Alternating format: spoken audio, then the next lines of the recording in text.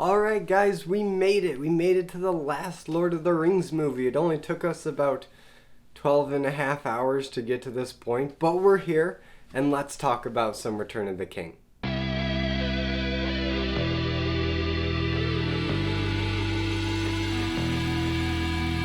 The Lord of the Rings, The Return of the King. So Return of the King came out in 2003 and is the third and final Lord of the Rings film directed by Peter Jackson. And it's a fantastic way to wrap up this epic story. Everybody's arc comes to a head, gets resolved in a very satisfying way.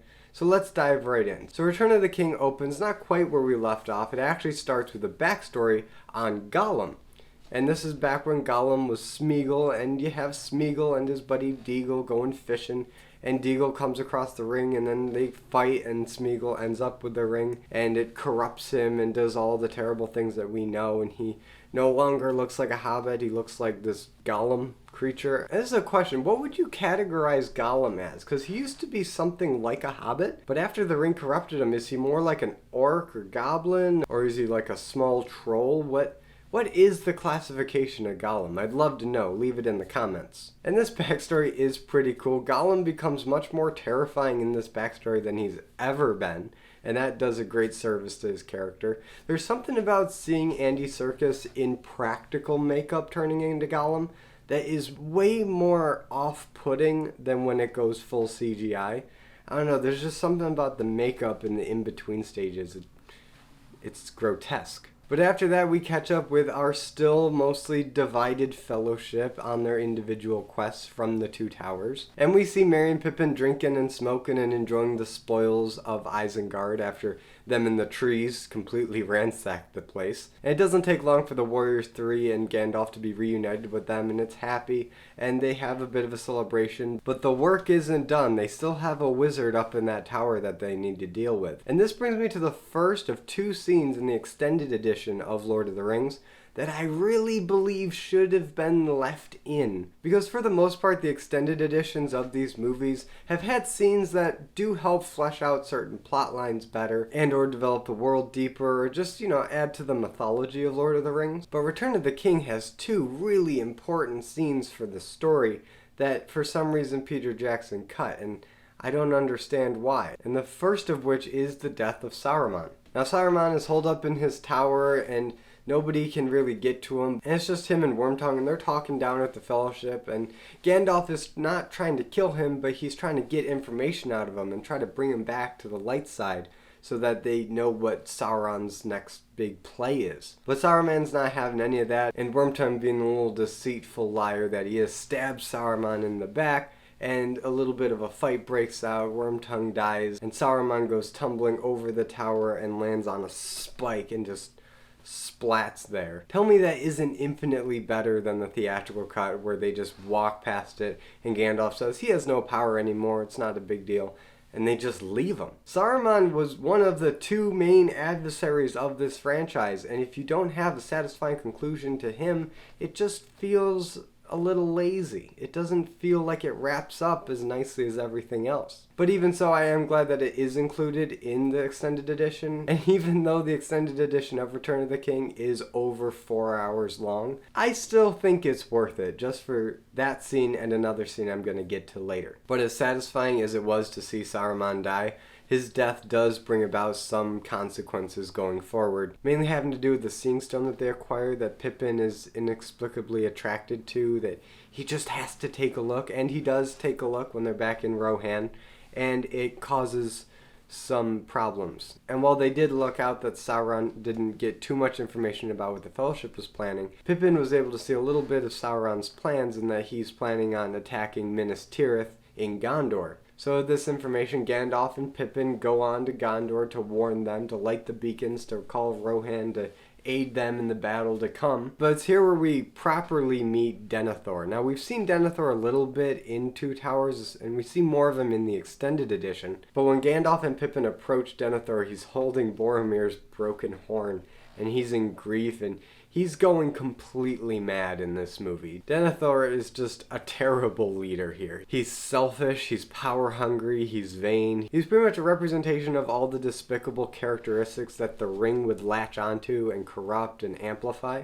when he doesn't even have the ring yet. And it does take someone like Aragorn to really step up and take charge and rein in these kings that are doing kind of their own thing, and to lead men in a new age of prosperity. And speaking of stepping up to do the right thing, Arwen actually did something besides ride horses and cry. She actually had the elves reforge Isildur's sword. You know, the one that got shattered by Sauron in the backstory, that belongs to the one true king. She reforges it, and then Elrond delivers it to Aragorn so that he can step up and be king. And as awesome as this is, it really is kind of a shame that this all stemmed from a really drawn out and kind of unnecessary debate in Arwen's head about whether or not to give up her immortality for her love of Aragorn and the future they could have together as mortals. Because while this isn't just some trivial thing, she is giving up her future with the elves. Throughout this whole trilogy, they've been doing this back and forth and just come to a conclusion already. But in this movie she did, and then she reforged the sword, so now she is committed to helping Aragorn on this quest and being with him after all this is over. But now going back to Minas Tirith and Gondor, the orcs have arrived and they're amassing their army, and they attack this small battalion city right outside the city of Minas Tirith. And it does not go well for the men stationed there, and Faramir is one of them. Faramir, you know, Boromir's brother, he was stationed to defend the garrison, and he becomes mortally wounded when they try to retake it later. And even though he is only wounded and he is still alive, Denethor, you know, the terrible steward that he is, believes him dead, and he goes completely mad and tries to have Faramir and himself burned alive on this pyre. So yeah, while Denethor is having an emotional meltdown in the castle, Gandalf really has to step up and lead Gondor's armies to defend their castle from these thousands of orcs that are trying to overtake it. And just like in the previous movie with the Battle of Helm's Deep, this is another epic siege battle that spans a long time, but it is all worth it. The miniatures, the special effects, the visual effects, they are all on full display here in this battle. And even though it doesn't have the same kind of epicness that the Two Towers had, because they kind of saved that for the end of the movie, and this is, you know, in like the first third or first half of it, it does still look incredible. But while all this is going on, the Warriors 3 have their own little side quests going on to try to meet them at Minas Tirith with some reinforcements. And the reinforcements are a bunch of ghosts. And this is why reforging Isildur's sword was so important, because it's that sword that's the only way to get the ghosts to behave themselves and work with them. But who are these ghosts? So these ghosts are a bunch of men that abandoned Isildur back in the Fellowship backstory times. They abandoned their posts. They did not join Isildur. So Isildur cursed them to never sleep until they help him fight the forces of evil again. And it just so happens that Isildur's heir Aragorn is looking for people to help fight the forces of evil now, so this seems like a good time as any for them to fulfill their vow. And I just realized I haven't really talked about Frodo and Sam and Gollum yet on their whole side quest.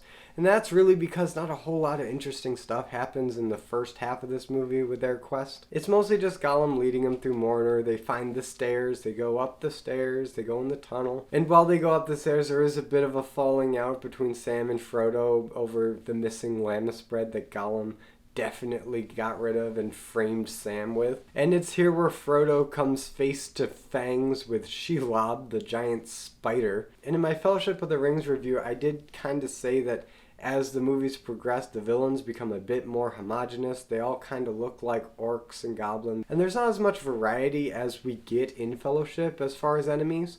But Shelob, the giant spider, is a pretty awesome one, and that does offer some diversity to the type of threats these hobbits have to deal with. And the scene with the spider is great. It's intense, suspenseful, the effects look amazing. The spider actually moves like a spider. Sometimes when you have giant insect creatures, they move like monsters.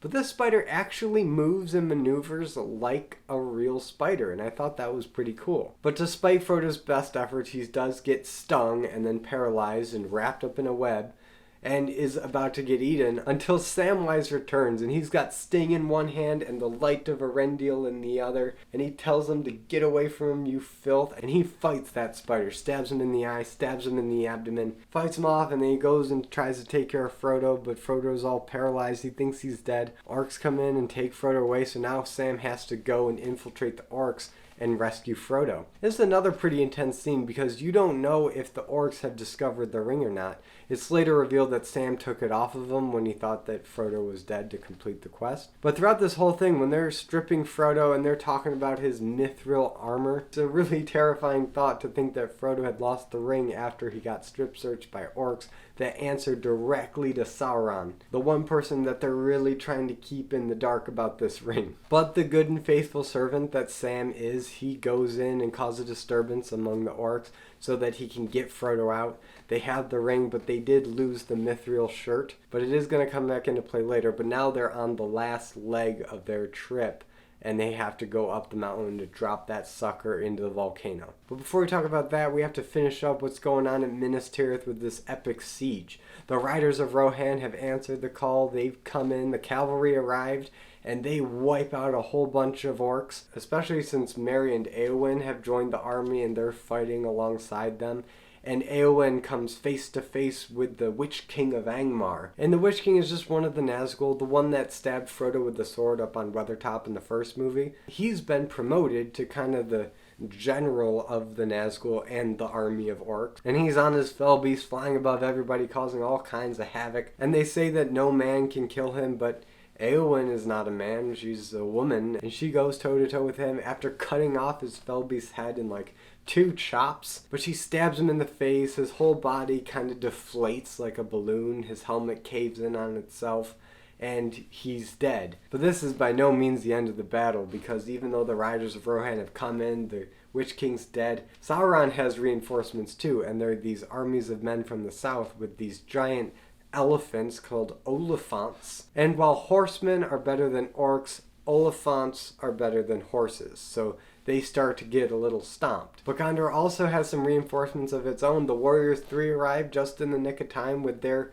cheat code ghost people, and they just decimate that army. And this is why I call the Army of the Dead cheat codes, because even if you just had one ghost, one soldier of the dead that agreed to help Aragorn, his ghostly self can kill people, but they can't kill him. So if they can't kill him, eventually he's gonna whittle down their forces until there's nobody left. So now imagine if you have a couple hundred or maybe 1,000 of these ghost people, and they're just laying waste to Sauron's army and none of them can be killed. That's cheating. There's no way that they can lose at that point because they can't be killed. And while that does take a little bit of the dramatic tension out of it, it is cool to see, and the battle is over pretty quickly after that. So what do you do right after you've had this giant epic bloody battle where a lot of people died? Well, you have another one, of course, but this time you march right up to the enemy's gate and taunt them, basically. And yeah, that is Aragorn's plan, because he has faith that Frodo is still alive,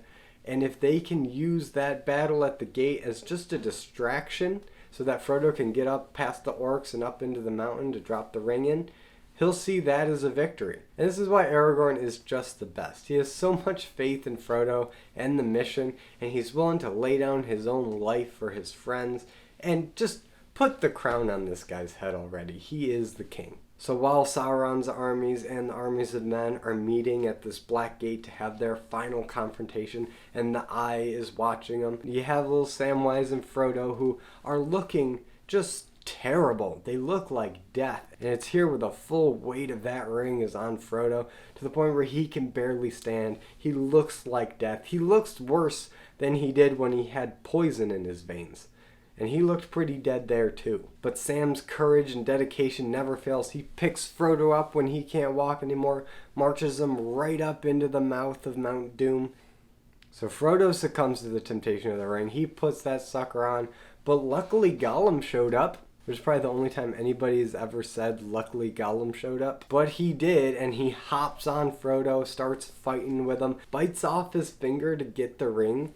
And yeah, it works. You know, Gollum has the ring and he's happy. He's so happy. The joy in Gollum's face when he gets that ring and he's standing on the edge is just pure ecstasy. I don't think I've ever seen a fictional character be as happy and joyful as Gollum is with this ring. And it's kind of adorable if this wasn't such a dire situation. But Frodo, even though he is minus a finger, still doesn't give up. He fights Gollum, and they both fall over the cliff, and Gollum lands in the lava, dies, but he's holding the precious. He's trying to save the precious, but the precious falls in the lava, melts, and that's the end of that. But where's Frodo? He fell over the edge too. Well, luckily Frodo did manage to cling on for dear life, and Sam pulls him up, and they get the heck out of there. The Great Eye is on fire. I mean, it's been on fire. It's been burning this whole time. But you feel like this fire is not intentional. You feel like the eye hurts. It's in pain. It's suffering. It's dying. And the whole Tower of Borodur comes crumbling down, and Sauron is defeated. And the actual land of Mordor starts to crack and crumble, and all the orcs fall into the earth and they die. And another victory for the good guys, I guess. And then the movie wraps up pretty nicely. I know Return of the King gets a lot of flack for having so many endings, but when you have an epic like this, you kinda have to do it that way. And when I watched the extended editions, the endings didn't feel as repetitive as in the theatrical version. It must have been an editing thing, because when you have the extended version and each scene is longer when you say your goodbyes, you don't feel the repetition as much, because the fade to black or fade to white and then fade back in doesn't happen nearly as quickly as in the theatrical cut, where it feels like you have a scene, fade to black, have another scene, fade to black, have another scene, fade to black, and then it's the end. Where here it's like have a scene, have a bit more of that scene, have a continuation of that scene, and then fade to black, and then fade back in, and then kind of rinse and repeat. They're more spread out, so it feels a bit more natural. But it is nice to see everyone get their happy endings. Aragorn and Arwen get married. Aragorn becomes the king that he was born to be. Frodo and Bilbo go with the elves to the Undying Lands, because there's really nothing left for them here after they've gone on so many grand adventures. And then we have Sam, good old faithful trusty Samwise the Brave. Now Sam has fought spiders, orcs, goblins, golems, and he stuck by his friend, and he was the one to actually get the ring to Mordor, more so than even Frodo did. He really is the hero of this story, and he deserves all the greatness, all the accolades. He really could have taken that throne, and even Aragorn wouldn't have argued with him. So even though I think that he deserves really anything that he asked for at this point, it is kind of adorable to see him want to settle down with Rosie, the hobbit chick that he had a crush on in the beginning. And he does, and he marries her, and they have a family, and they live a quiet, peaceful life, and they're just very content. And I think that is a good way to wrap up Sam's story. So that really is about it for Return of the King and The Lord of the Rings in general. This is a fantastic trilogy, guys. It's amazing from beginning to end. It's consistent, and you can tell that they shot these movies back to back to back, because they really do feel like one big epic story that's just told in 3 pieces. The actors are consistently good. The special effects are consistently good. The music is amazing. I haven't really talked about the music a whole lot in these reviews, but the music is really good. It helps tell the story. They have leitmotifs for the hobbits, for men, for orcs, for Sauron, for good and evil. The music helps to tell the story just as much as the actual plot does. But the one thing I do kind of feel like wasn't given enough weight or explanation as it could have is the romances here. And while Sam and Rosie's romance works fine for me, it's just this cute little quaint crush husband-wife relationship. It works okay. It's sweet. The relationship between Aragorn and Arwen, I never really bought. They just didn't have that much chemistry, in my opinion. And the incredibly rushed and kind of out of the blue relationship that happens in this movie between Faramir and Éowyn also doesn't really work. And I haven't read the book, so I don't know how it's explained or developed in the books. But for me, while Peter Jackson has done an incredible job in adapting Lord of the Rings to live action and incorporating the weight and epicness and adventure and scale, the romance does leave something to be desired. And I would be dishonest if I said that this was great all across the board, no exceptions, because while it is great, these movies are fantastic and they've left a cultural impact, and for good reason. The romantic relationships are not what people love and remember fondly about these movies. It just isn't. And that's okay. Lord of the Rings is a really hard thing to adapt, and the fact that Peter Jackson got this much right about it is a testament to him as a filmmaker. But now I turn it over to you guys. What do you think about Lord of the Rings, Return of the King? Any of them. Let me know in the comments, and if you like this video, be sure to give it a like and subscribe for more content, and hit the notification bell to be notified every time I upload a video. And as always, I'm Colby. This is my Nerdy Talk, and I'll see you in the next video.